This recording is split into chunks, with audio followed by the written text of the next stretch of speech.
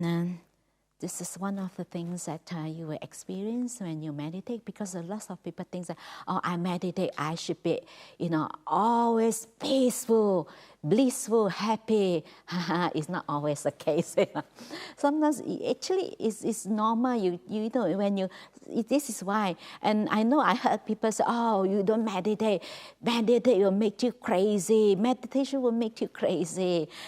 Because of, in daily life, it's outside world, because we're always very busy with things. And then sometimes all these unresolved emotion, like for example, someone upset us, or we feel hurt, or disappointment. And sometimes because it's unpleasant, so we tend to run away, distract ourselves, into some people into shopping, some into, calling friends, and this look for distraction. Actually, a way to is an escape to run away from all this emotion, because it's unpleasant. Disappointment, you feel hurt, or the trauma, or frustration, and because it's unpleasant, so most people tend to run away. You distract yourself. You try to into alcohol, into drugs, into all sorts of way. But this is unskillful. So that's why when you meditate, because when your mind become peaceful, and all this unresolved emotion actually emerge. Actually is normal. You have to let it out, because the more you try to suppress it, actually, you are feeding it, you're getting worse. That's why you see people that just ended up killing someone over small little thing. Actually, it's not because of that incident, this person blow up. Actually, it's been accumulation of unresolved emotion, because we never been resolve. We keep pushing it away or suppress it. They said meditation is not about try to fight it. Okay, I try to deny that I shouldn't feel this way, or run away, or you use something. Some people tend to keep telling themselves off. Oh, don't think of this. I can tell you, the more you tell yourself don't think, I can 100% guarantee you think more. You think more. Actually, you're feeding it, because it's suppressed. You don't try to suppress, you don't try to fight. But that's why your mind have to be stable enough to be able to see that. They say in a monastery, if some people, they are not skilled, they are not experienced meditator, normally we don't allow them to spend too much time like in solitude, because sometimes that can be really overwhelming, because of all those, when you become peaceful, and all this, all these unresolved emotions, all this, because you haven't been dealt with, you've been suppressed, that can be really make you crazy. Some people gone through like almost like, like psychotic episode, and that's like, because your mind is not stable enough, not peaceful enough to deal with those emotions, because it's just like, it's just like a wall, it's just like the retaining wall, and then you just open up a little bit. Oh, they really, the trend of thoughts, the emotion is just casting, and very difficult. If you are not skilled, you are not patient enough, you really drive you crazy. And then people think that, oh, because meditation, they say you become crazy. It's nothing to do with the meditation, because meditation is you become peaceful, your mind calm. It's just like you look at the pond, when the water becomes still, you see all the rubbish underneath, isn't it? When it's not still, you can't see, isn't it? When everything's settled, my goodness, underneath is all the rubbish when the water is clear. The same thing when your mind is peaceful, when your mind is clear. That is when you have the clarity. Actually, you think that it's not, that it's always there. Just because you don't have the clarity, you don't see it. And this meditation, actually, your mind becomes more settled. You have more clarity. You'll be able to see things in a more subtle way, because your mind becomes more refined. When your mind becomes more refined, you'll be able to see things on a more subtle level. And the more refined, it's more on a microscopic level, very clear. That's why it's a common thing, like people come to monastery, and people just ordains, or anagarikas, they will say that, oh, how come when I come to monastery, I find that it seems I have more defilements. I said, it's not that you have more defilements. It's just that you don't even know that it's there. Because in the monastery, you can't run away. You have no entertainment. You have nowhere to go. That you've been forced to look at it, to look at yourself. You've been forced to deal with your emotion. But outside, you can find ways. A lot of escape route, isn't it? Escape, to distract yourself, not to look at it, pretend that, oh, it's not there, it's not there. But it's there. But if you don't deal with it, you keep it building up. And building up is like volcano, it just explode. And this is sometimes like when, isn't it when you're in a bad mood, no one can talk to you. Anyone open their mouth, you're sad. Isn't that? Get into trouble. Actually, this depends. It's already building up. It's already cooking. And then depends on who is the last one. Who is the last one who lit it, And then actually, it's nothing to do with the person. It's just you're not being dealt with. Oh, we have one supporter said, and she's not okay, and because she's been abused for a long time, then ended up she doesn't know how to deal with it. She's been suppressed, and she doesn't know how to look for help, and because of she suppressed that, and one day she killed her husband, and then she didn't even know what happened afterwards, because that moment you're really insane. You don't really know what she didn't even know what. After when she realized that she already killed her husband, she didn't even know. She can't recall what happened. It's just when she realized it's already happened. This is very, very dangerous. That if we don't know how to skillfully, the resolve all this unresolved emotion is built up. And sometimes you think that it's resolved. Actually, you're feeding it. If you are not skillful, you think that you resolve it, actually you're feeding it. So normally, like for example, anger, sometimes when you meditate, certainly you feel a lot of agitation, irritation. That is the anger. So anger itself is a secondary emotion. It's not the primary emotion. The primary emotions like others like frustration, embarrassment you've gone through, hurt, trauma, but it's been built up. Anger is the secondary emotion. It's just like the indicator telling you that I'm not right. Like there's something wrong with your body, you feel the pain. Pain is telling you that there is something wrong. The anger, actually the agitation, irritation telling you that there is something wrong. That is, that is already you up to your limit. You can't hold anymore. The agitation comes, that means you are up to your limit. If you continue to hold, continue to suppress, you will blow. That is an indication. And then this anger itself is also a predominant emotion. You can see, you feel that is the one that you can't see other things, but actually you only feel the anger, but actually underneath it's just like the iceberg, the tip of the iceberg. You only see that, but at the bottom it's really that big. And actually it's the accumulation of all this unresolved emotion because you've been keep running away or suppressing it and try to fight. Then it's being accumulated, and without knowing that. And there's like meditation actually is not that you're always peaceful and calm. Of course, when if you be able to deal with it, to resolve it, skillfully, actually eventually you become peaceful. Of course you will go through that. It's quite normal. That's why when people said to me, oh, it seems I have more defilements, I said, you know what happened? I said, it's just like when the path full of leaves, you don't bother, isn't it? You can't, but imagine if the path is very, like this is so clean, you put a few leaves on top, stand up, isn't it? The same thing is stand up. Doesn't mean that you have more defilements. It's just that outside, because there's too many things going on, and then you don't see that, and then your mind is not refined enough to see that. So that's why you think that it's not there. You think, oh, maybe I don't have any progress. It's getting worse, Actually, you know that whether you improve or not, because things don't bother you, as much compared to last time. That is because the Buddha said this is a gradual training. It's not certainly, it just disappear. It won't. It takes a bit of time, takes a bit of training.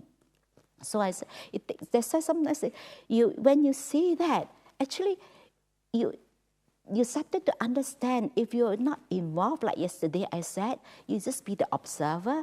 Whatever, when you meditate, whatever emerge in this moment, not fight, not to suppress.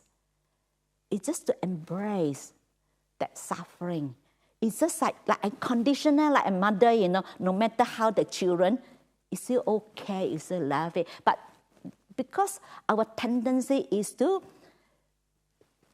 try to get rid of anything that we don't like, unpleasant. Anything that we like, we try to hold on. But whatever arises, actually, it won't stay.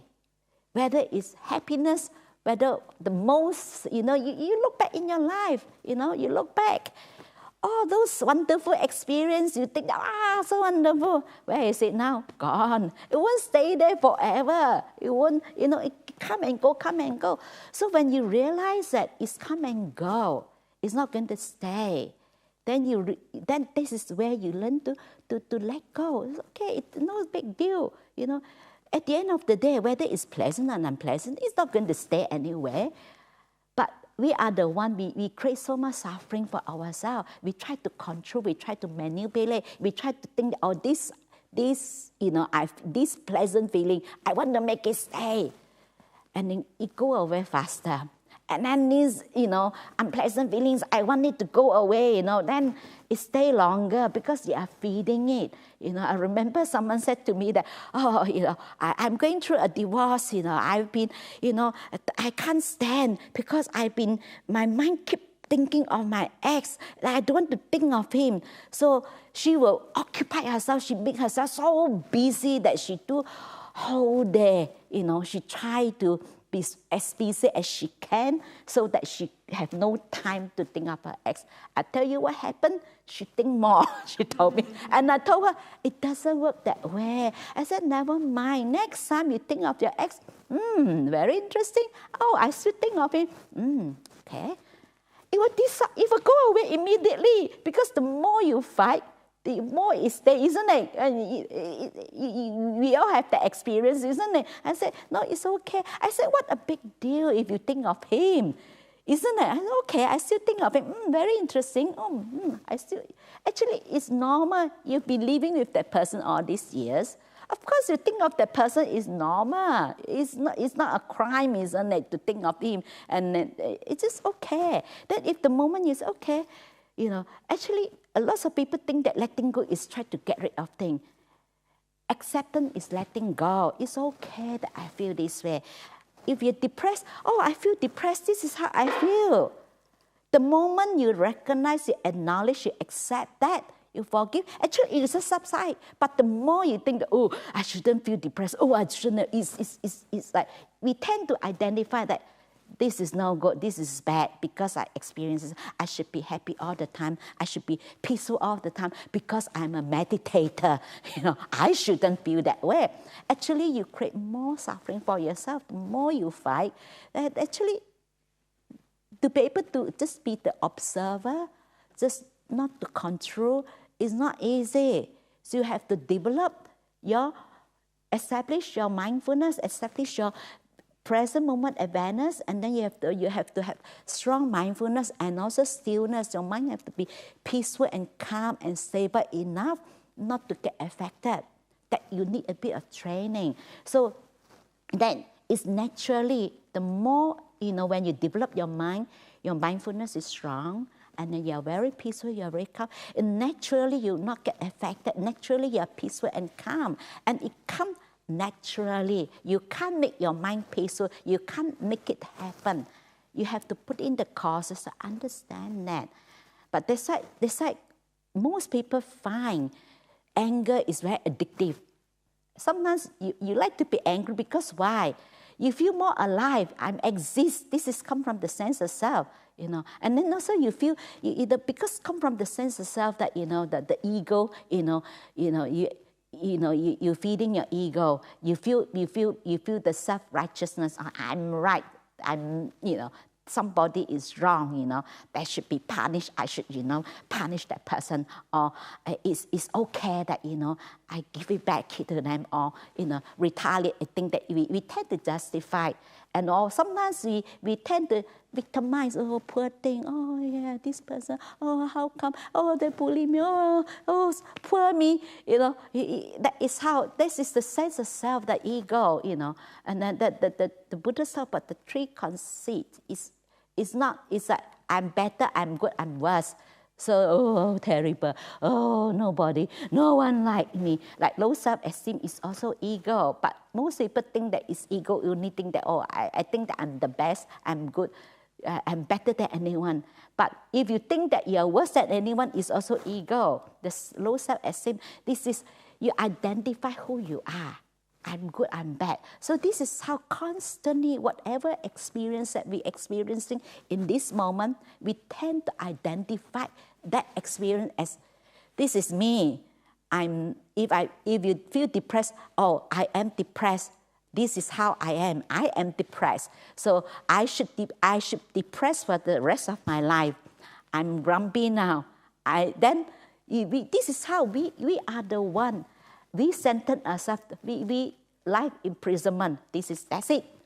You should feel that way. And actually subtly, subconsciously, we keep reinforcing that. Keep telling ourselves, this is you. This is how you should feel. And actually we don't see that we are the one who creating the suffering to add on the suffering. So like the Buddha said, the wise one, the wise one, they just say, okay, yeah, it's painful. This is how I feel. And full stop. Like the foolish one, the Buddha said, when you're struck by an arrow, the foolish one will pick up another arrow and they keep popping themselves a few more times. And this is how you incur more suffering. The wise one, yeah, it's just painful and it stops, isn't it? That's it. And they say sometimes people find that they find anger addictive because they make them feel alive. You see, when someone's angry, they're very strong, isn't it? Full of energy. Because if you rely, you develop the habit of being angry to feel that you exist, you feel alive, you feel you have the energy. It becomes a habit, and you get addicted to that. It's just like an addiction. When you develop into habit, it's just like an addiction. You know that it's not good, and you know that afterwards you suffer. It's like a borrowed energy. It's just like, and drain more energy. Afterwards you use up more. It's just like a borrowed energy. But you can't help it. When you develop the habit, it's just like a default setting. You can't help it. You just naturally, you just follow that. You just repeat that you just repeat the habit, that reaction again and again and again. So what happened? You repeat the same thing again. Do you have a different result? No, isn't it? You get the same result. Then by thinking, how come, then you don't see that actually you are the one who create that without knowing. And because it's very subtle, and then subconsciously we've been doing all this all the time throughout our life. That's why sometimes recently I told someone, I was just giving a short Dharma reflection. I said, we tend to complicate our life. Life itself is so simple. It's very simple. You either get better or you get bitter. That's all, isn't it? But sometimes, you either get bitter or you get better. So sometimes, just whatever happened to us, whatever has been happened to us, you either accept it and to allow it to make you a better person, or you keep go on and on churning over again and again, or someone, said, been rude to me, and then you go back, churning, thinking about it all day, all night. But the person who did that to you, been rude to you, don't even remember what they have done, and then you go on and on and on. And also, you cannot avoid. You cannot control what other people said to you. If people been rude to you, it's just reveal who that person is. It's not who you are. But because when we get into this habit, it's like an addiction. And also when you're getting, like the Buddha said, anger, when you get angry at others, it's just like you're drinking poison. You think that, I'm angry at you. Oh, they want to make that person feel bad. It's just like you're drinking poison, you think that the other person will die. No, you are the one who suffered. The more you think about it, how do you feel? You feel that emotion is very unpleasant and so much suffering. And it drains lots of mental energy. When you have no mental energy, how do you feel? Really down. Everything, not interested. Everything, not interested. And then this is how you started to feel depressed, because of you use a lot of mental energy and worrying about, and I know someone told me that, I know that I'm a worrier, but I can't help it, I can't help it, because even though but you cannot help it. That's why we say, old habit die hard. Actually it takes time. They said, first of all, you have to be able to develop clarity. They said, be able to see your underlying tendency, some of your habitual pattern, your mental habitual pattern that brings you suffering.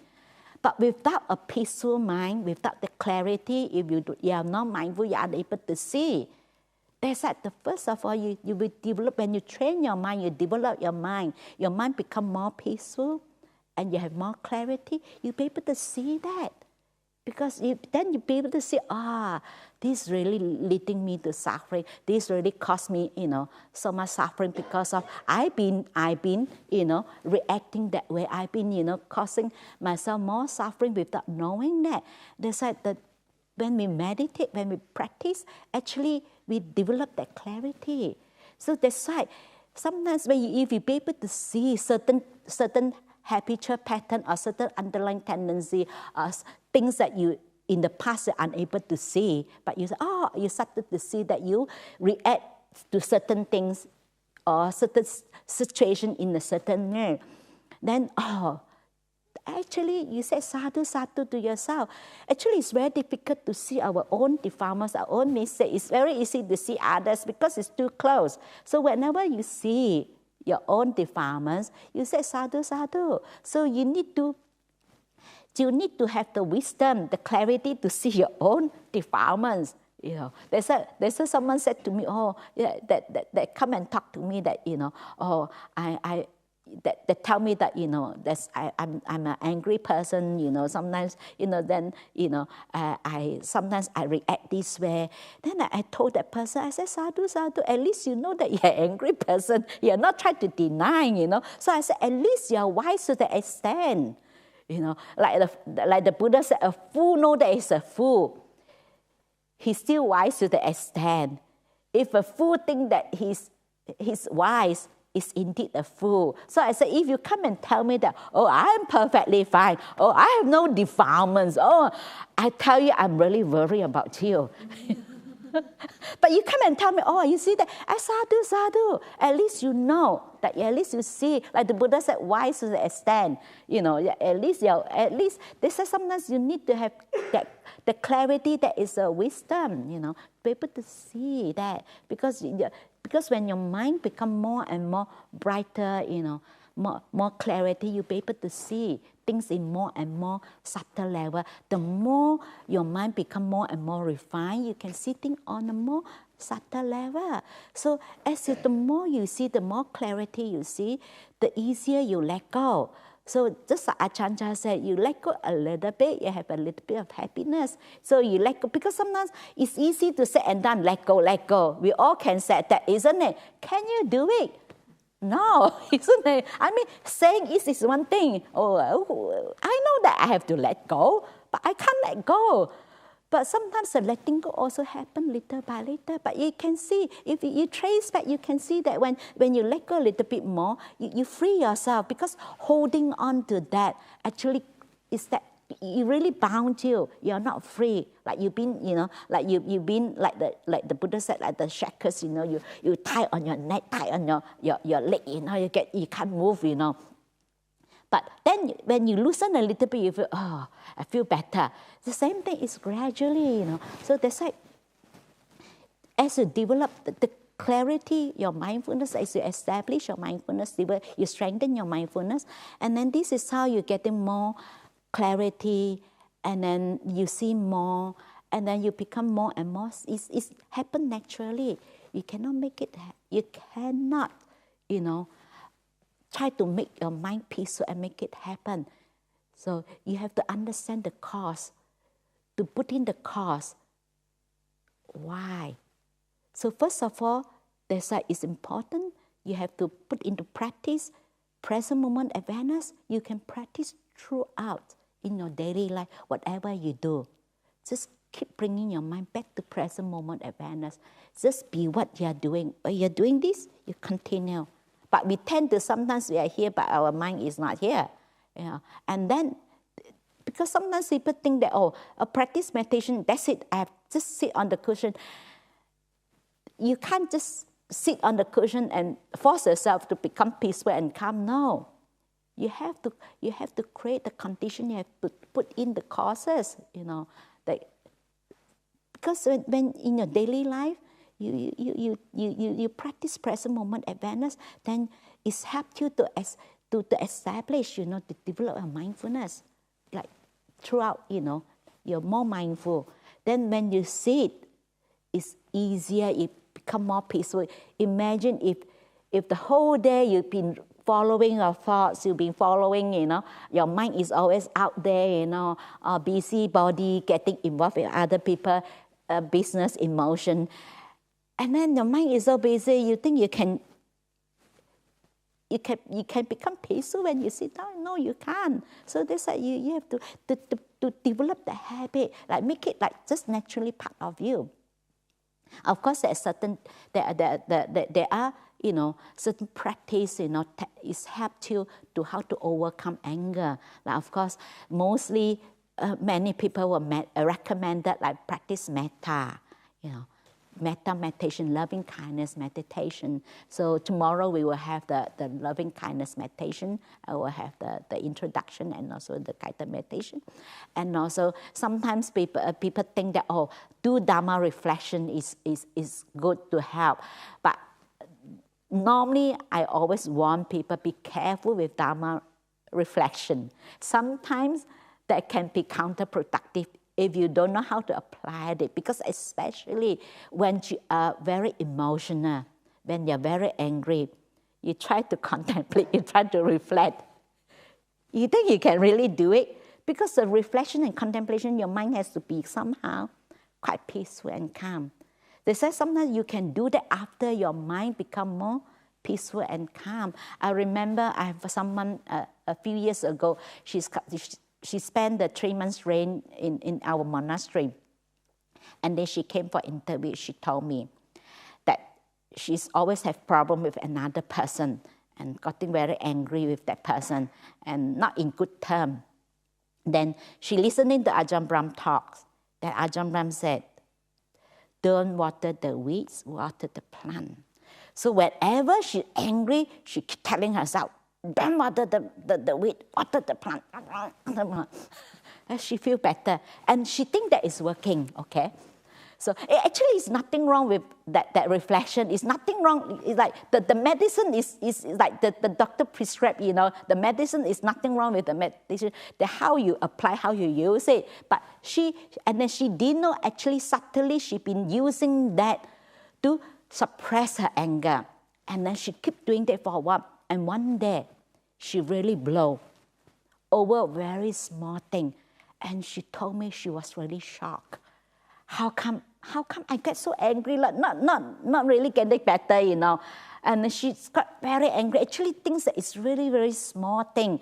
And she was shocked that how come I get so angry? She really blow up, you know, shouted at that person. And she said, she was so shocked. How come I get like getting worse? Like, you know, I have more anger. Then she told me she realized actually she'd been used. I said, it's sadhu, at least you'll be able to see that she realized that actually she using this, you know, don't water the weeds, water the plant. Actually, it's a way to suppress her emotion. So it's not really like, you know, like just observe, looking at it. But I said, and I told her, normally when you're in that, you know, that emotional, very emotional, you know, and you're in that mode and that condition, I said, you can't do that. I said, I think the best things when you're very angry, you know, you try to take 3 deep breaths. Actually, it gives you a little break, you know. Okay. And then I said, then it's good that you go to feel how you feel, how your body reaction, how your body feels when you're very angry. So actually this helps you to take your mind away. Because normally when you're very angry, it's always followed by thoughts, isn't it? We were thinking about it, and then we're talking about it, and then go on and on and on. And then this helps you to go back to your body, stay with your body. Because body, just aware of the body sensation, your feelings, and to feel how you feel like when you're angry. Maybe you can feel that your chest is very tight, or you can feel that it's very difficult to breathe, it's so tight, your whole body, you know, tense up. You just, okay, bring your awareness, you know, into your body, just relax your body, and just stay with your body. Of course, it's good that you can stay with that feelings, you know, but sometimes it's very difficult, but especially your mindfulness is not strong enough, and also you're not peaceful enough. It's quite difficult to stay with that very strong, you know, unpleasant feelings. So if you find that with the emotion, if you find that it's very difficult, so you go back to your body, feel your body, because when you have that emotion, actually it manifests into your body. So next time when you feel anxieties, so usually I ask people, okay, next time you feel that when you have anxieties, try to feel your body, how you see what is your reaction towards that emotion. And people always come back to me, or sometimes they feel their stomach is really tight, and sometimes they feel that the chest is tight, sometimes that they feel the tension in the body. So I said, okay, you just feel that. And rather, because that is so, the emotion is so strong that actually your mind, if your mind is not strong enough, you get pulled in easily. So that's why you have to learn to develop, you know, your mindfulness through a causal object. Because bodily sensation, feelings is a causal object. Like some people try to force themselves. When they're angry, they try to meditate, they force themselves, you know, focusing on the breath. Actually, if you are very angry, it's quite difficult to force yourself on when you do that, it's also another way of suppressing. Because breath is a very subtle object. It's more subtle object. Your body feeling sensation is a causal object. So it's easier to go with the causal object than to a more refined object. Then after when you really, you know, become peaceful, you calm down, you know, when you feel less, you know, you say angry, maybe it's not as angry, you know, it's, you feel started to feel calm down. And you can do, you know, like breathing exercise. You're just breathing in the anger, breathing out peace. When you recite that, breathing in anger, breathing out peace, or breathing in anxieties, breathing out peace. So when you recite that, it also gives you the psychologically imprint in your mind that it's okay that I feel that way. and you're making peace with that. It's okay, you make peace with that. You embrace that. So you breathing in, you embrace this unpleasant feelings. It's okay that I feel this way. Embrace that.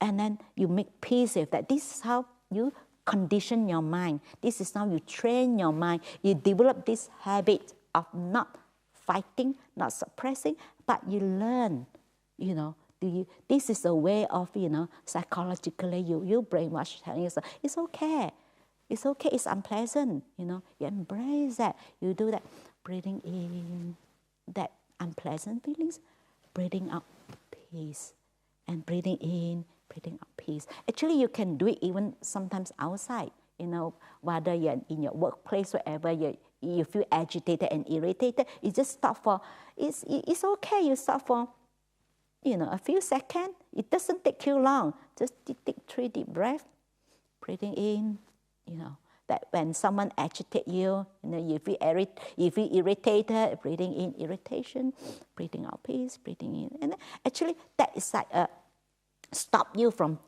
following, to stop you that habit of following, because normally it's followed by thoughts, and you follow the trends of thoughts and you go on, and that's to help too. That's why some people think that, some people said to me that, they find that when they smoke, it's help them to calm themselves down. Actually, it's not the cigarette itself that really helping you to calm yourself down. Actually, it's because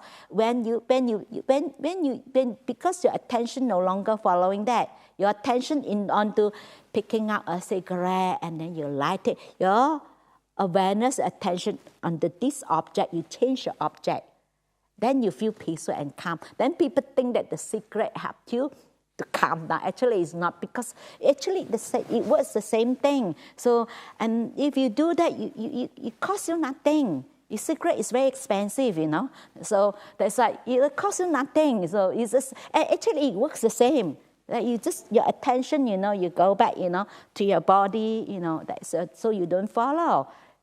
And then you don't have to pay anything, isn't it? Doesn't cost you anything. So it's very economical, and then you save lots of money on cigarette, and the cigarette is also not healthy. And I know some people say that I have to have cigarette, if not I cannot calm down.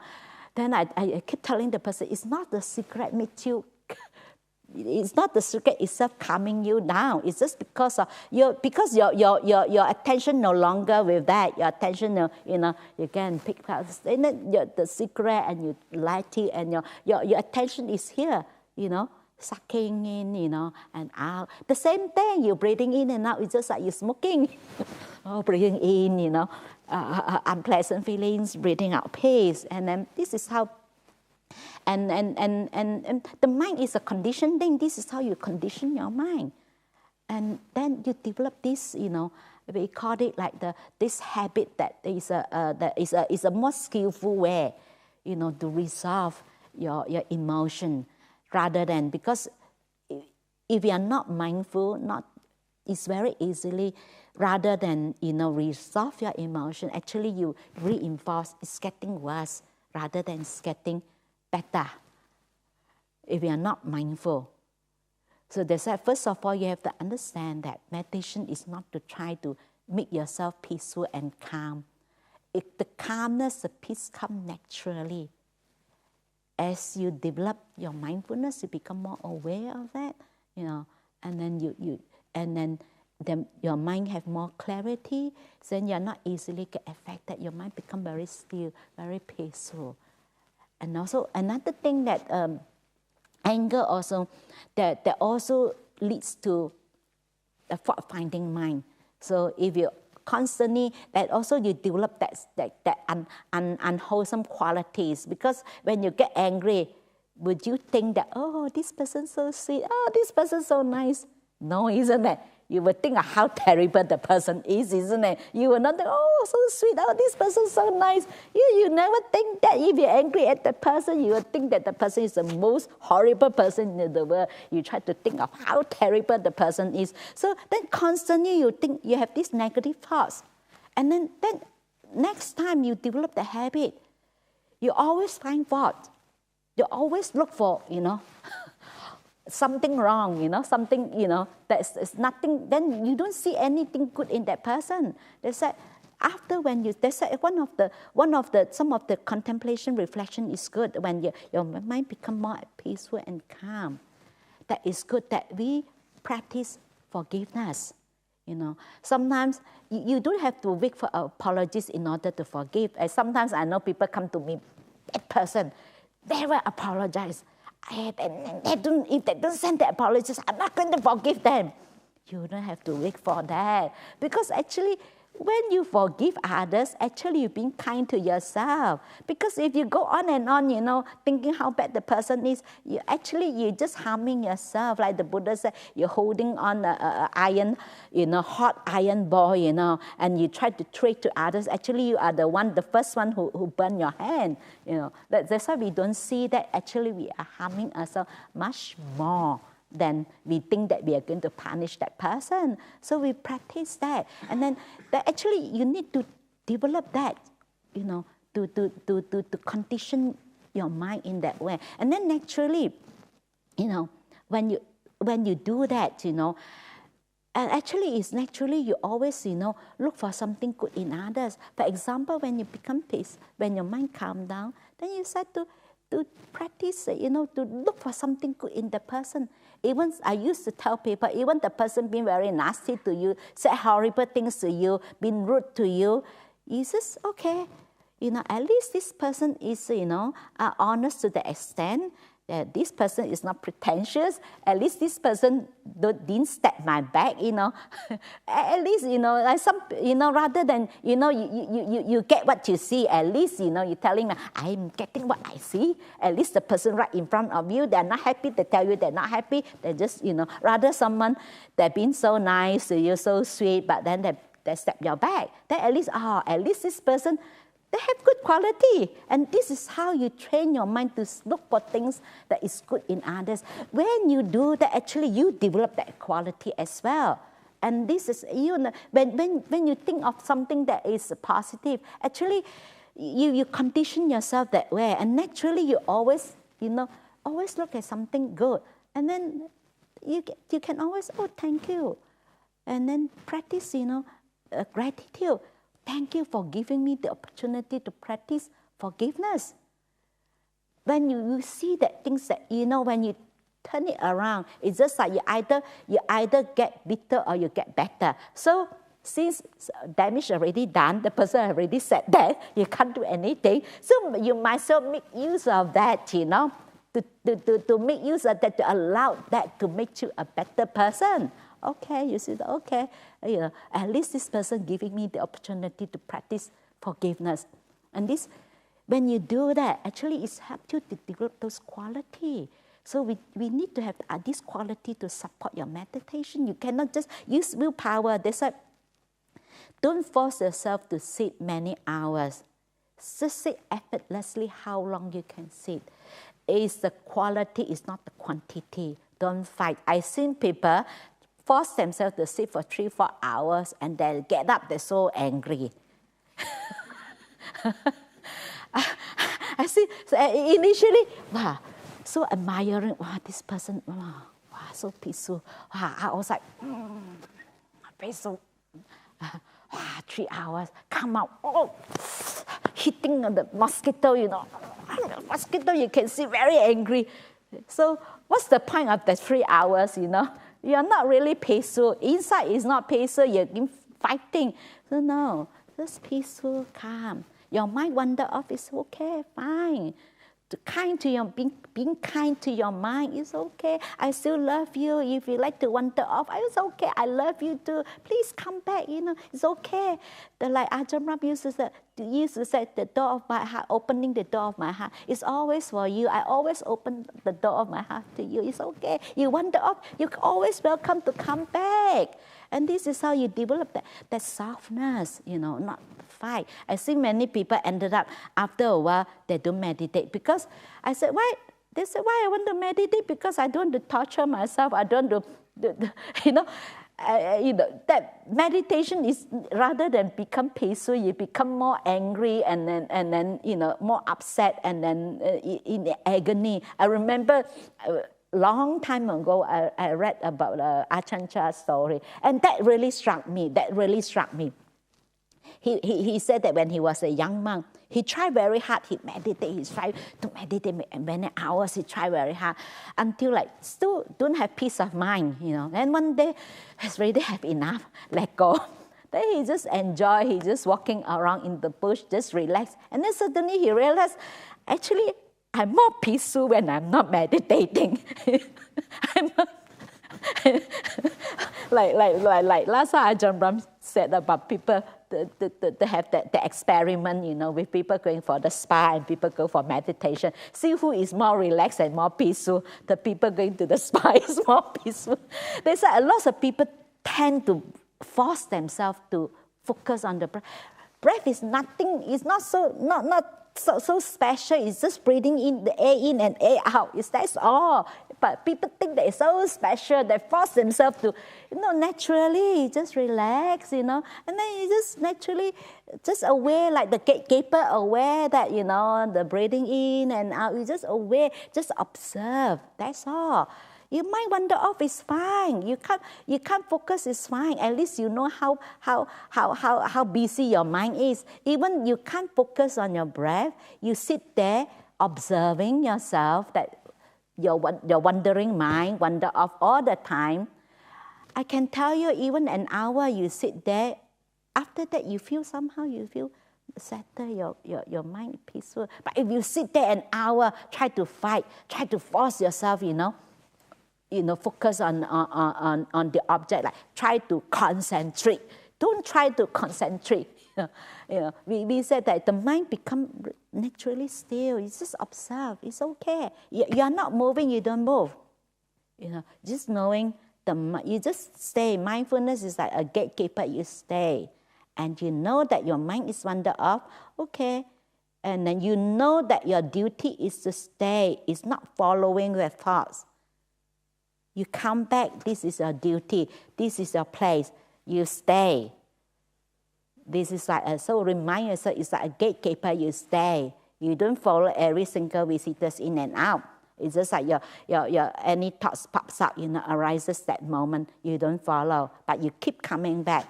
But you're aware of that, you're aware that these visitors, not very nice, that he's, coming to visit you. You don't have to entertain, you just stay.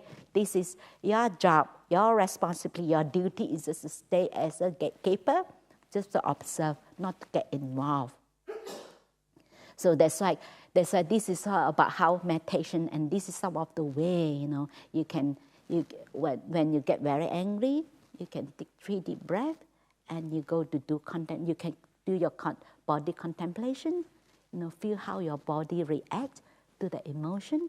It also helps you to calm down yourself, and then calm down your mind, and then you can do the breathing exercise. It also help, and then like contemplation, like Dharma contemplation, reflection, it also help, and also like loving kindness meditation is also helps you to, and then this is like a skillful way to deal with your emotion, to calm yourself down, calming your mind, calming down. It's a skillful way. It's not try to, I know people use all sorts of ways to deal with the anger. I remember there was a couple, the husband is a very angry person, always shouted at the wife, and the wife is just like, as if that she's not reacting to his, Then one day the husband asked the wife, why you're so, you don't get upset with me, even though I'm always angry at you, shouted at you, and it seems that you have no reaction, like like not like it's okay, like how do you do that, So she said, whenever you get angry at me, so this is how I deal with the anger. I will go and use a toothbrush. I wash the toilet. So this is not recommended. Okay, don't do that. And then I'm like, okay, use a toothbrush. Get out there. So there's not a skillful. Sometimes this is how people get into all sorts of unskillful way to deal with the emotion to do with the anger. But this is where we don't recommend you to all this, it's because it will bring you more suffering. Maybe, yes, that moment you feel better, but actually you're feeding it. So that's why this is ways of, this is some ways of, practice to help you to calm your mind down. When especially sometimes when you meditate, sometimes when some people tell me when they meditate, certainly they have lots of sadness come up, and it's okay, because when you're peaceful, those unresolved emotion will emerge. Actually, it's normal, not to worry about that. Okay, when you have the sadness, you just okay. Breathing in sadness is okay. Don't try to fight that, oh, I'm meditating, I shouldn't feel sad. And okay, maybe I should, put more effort, try to focus more on my breath so that I don't feel it. I can tell you, if you do that, you make it worse. So it's okay. It's a meditation where you not try to fight or suppress. You feel sadness, okay. Sadness, and that moment, sadness arises, that moment, you just, okay, I love you. Breathing in that sadness. You embrace that sadness. It's just like the love the mother towards the children. You embrace your children. No matter who they are, you always love them. So it's okay. I still love you, sadness. Okay, you breathing in. Okay, make peace with that. It's okay. You embrace that. Breathing out peace. And actually this helps you. That you have that, that imprint in your mind, psychology. And then slowly, this is how you brainwash yourself, that condition yourself that to be able to accept whatever unpleasant feelings is okay. And you accept that. Actually is letting go. Acceptance is letting go. It's okay. Sometimes you feel grumpy. It's okay to be grumpy. No one always bright and beautiful all the time, isn't it? It's just normal, So it's fine. You love yourself, and this is you need. It's not only you need that being kind to yourself, have the loving kindness towards yourself. It's okay, because it's so. Because sometimes we think that we kind to everybody but except ourselves. But the Buddha said, we are the one. Yourself is the one who deserves your love much more than anyone else. They say, have more loving kindness towards yourself. And actually, when you have that loving kindness, metta towards yourself, actually, it's helped you to soften your mind. It's also helped you to calm your mind down. When you're angry, how do you feel?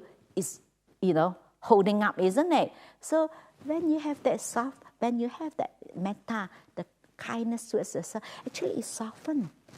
This is how you soften, you're calming yourself, stroke yourself, okay, calm down.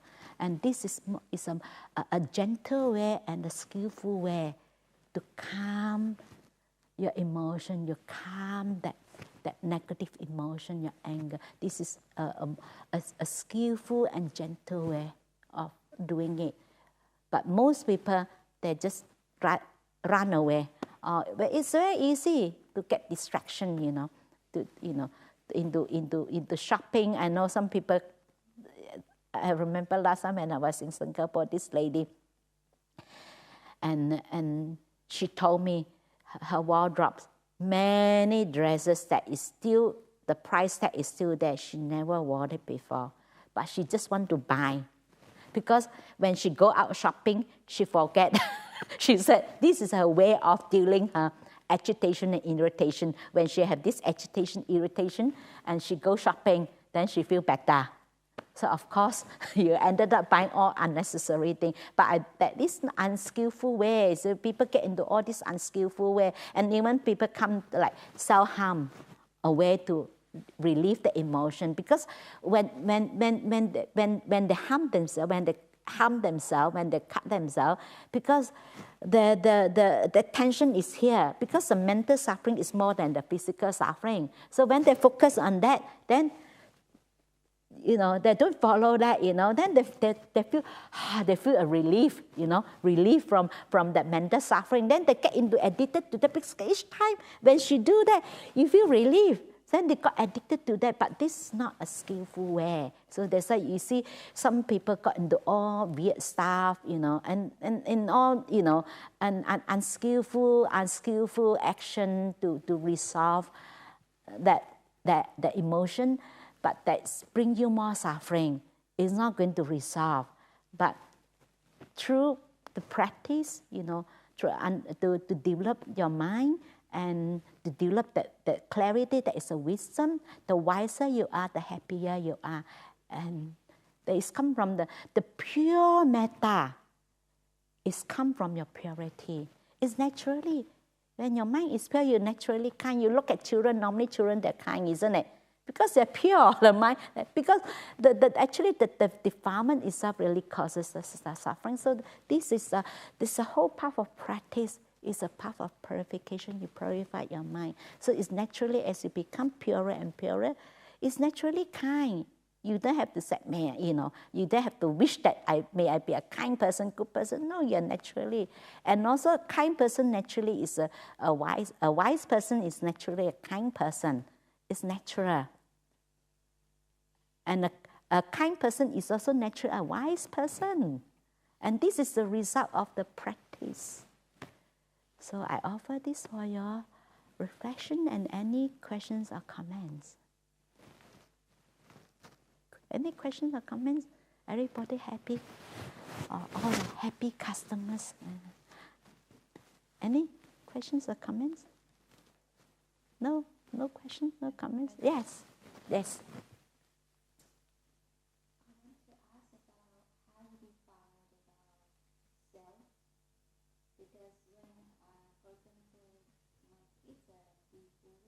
Mm-hmm. I teach him and I try to give him the way of thinking as try to think as you are the unique. Mm-hmm. So you're special. Mm-hmm. So I try to build up his mm-hmm. Mm-hmm. But when I do the meditation, is it a good way to just say to think that I am the unique? Mm-hmm. How to define the self in Buddhism and in meditation? Okay, so normally we don't like to identify myself as this, but we develop those qualities. For example, like the Buddha said, when they always give advice to the monks and nuns, they said you only talk about the Dhamma, but you don't extol or to put someone down. If, for example, you only, when you teach the Dhamma, you only speak about the Dhamma. For example, if someone keeping 5 precepts, we just said that, okay, doing this, keeping precept, you bring you happiness, you know, and because you're practicing non-harming, non-violent, and you look at it that way, to develop that quality that's free you from suffering. And we don't say that, oh, you are a good person because you're keeping 5 precepts. Oh, though they are not good, keeping it, they're baddie, they're bad, you are goodie. So then you are not speaking the Dhamma. So you're only speaking of Dhamma that you do this is the result of getting this. And sometimes when we do reflection, we are not identify ourselves with that, but we seeing that. That's why you require that you have to have a bit of, clarity to recognize that certain qualities in you. It's not to identify yourself with that qualities. So, me, I'm better, I'm good. For example, I have someone I met when I was in Thailand, and she identified herself like very helpful, very kind. But of course, when then she's she's very, really go out the way, like almost like knocking on people's door, hey, you need help, Of course, she come back to me, she complained, she said, I'm not being appreciated, I've been trying to be helpful, kind, and people just not happy with me. Then I told her, I said, it's okay being kind.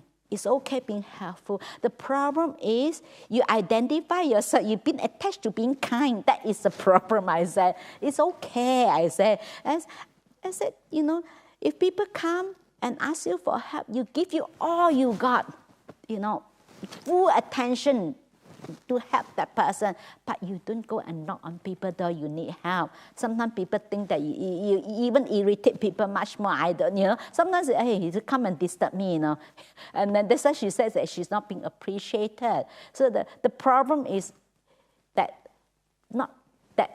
we recognize certain qualities that bring us happiness, but not to identify that, I'm like kind person, I'm good person. Because I have the experience when I was a lay person. I find it very difficult to say no to people. Even I'm very helpful, try to help everybody, Of course, when you do that, my plate is really full. And sometimes it's too much for me. But when people come to me and ask help, I find it, actually, I really can't do it anymore. But I'm struggling. I want to say no, but eventually I said yes. And I know that I saw that, it caused me more suffering. And then I realized that is how I identify myself. And I want to be liked. Because I don't want, like, if I said no to others, then they might think that, that they may not like me. So we try to please others, And this is how most people, we live half of our life pleasing others. Another half of our lives going through all the emotion, all the anxieties, caused by others, and then don't have a moment of peace. So, and then you just seeing these qualities in you to appreciate that. But it's not identified, this is me. Because when you identify this is me, that is the attachment of being this person. And then there is attachment, actually, like this person, because she attached, like myself, I identify I'm a kind person, then I can't say no to others. And then there is also part come from the ego. So that is a different, you know what I mean? Like the Buddhists always said that the Buddhists encourage us to really to appreciate ourselves when we do something good. Then we just remember, I have done this. Oh, this is how I feel. Like you do something, you be of service, you help someone, and then you feel you have a lot of joy and happiness. So then you understand that this quality. Is it that answer your questions, or this makes sense to you? Yes, I understand your teaching. Yeah. Because for me, I used to experience I think kind of depression. Uh-huh.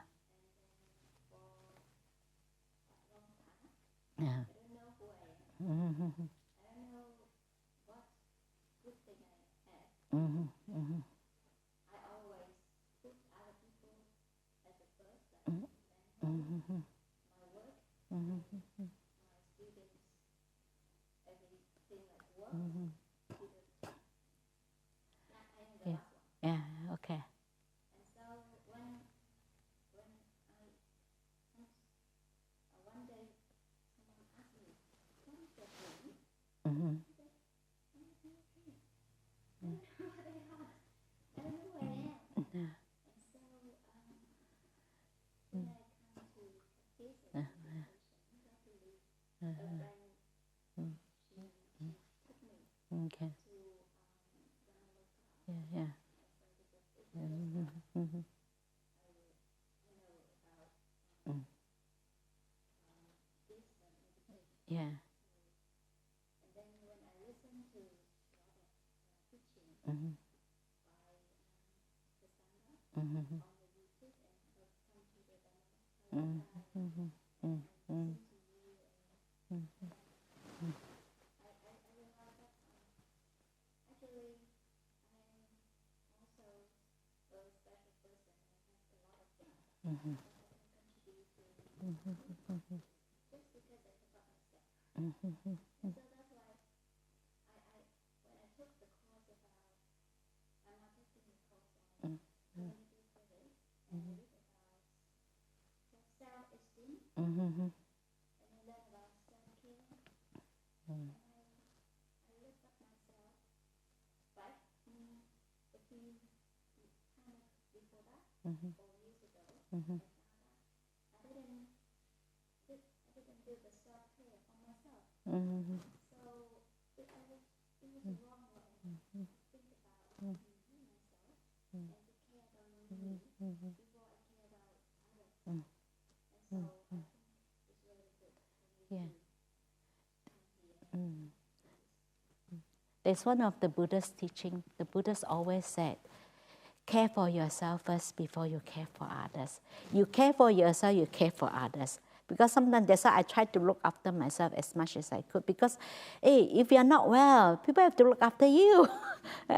That's why sometimes you look after yourself, actually you are being kind to yourself and also you're being kind to others. And others don't have to look after you. So they said, the Buddha's always said, you help yourself. They said in Dhammapada, Buddha said, many people try to help others, try to pull people out. Before they can pull other people out, they got pulled in.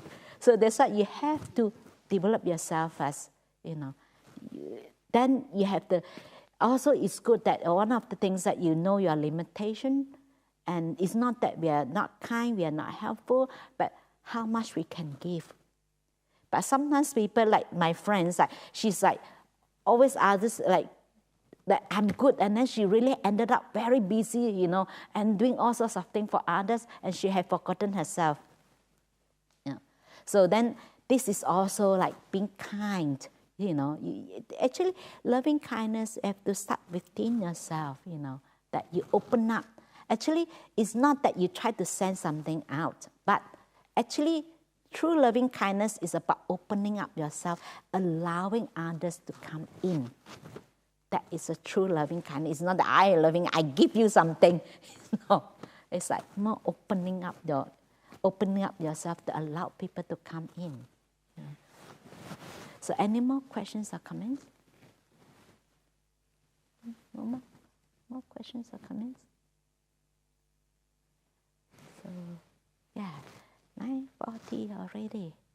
So, no questions or comments, and we just sit for a while, just to meditate, and then afterwards, whoever you feel like you want to get up to walk, you can, and just don't force yourself to sit as long, sit for many hours. Just sit effortlessly, however long you can. So we just meditate for a while.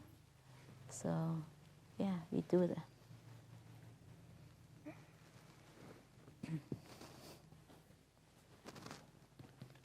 What time is 11, isn't it? What time is lunch?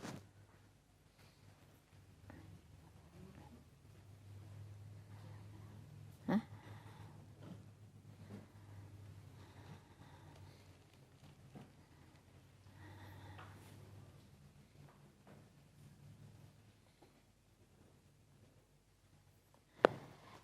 I make it 10:30.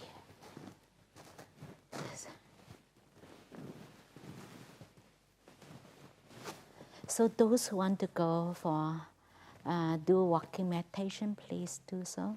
And those who like to meditate can continue meditation. Huh? 11. So yeah, I sit at 10:30.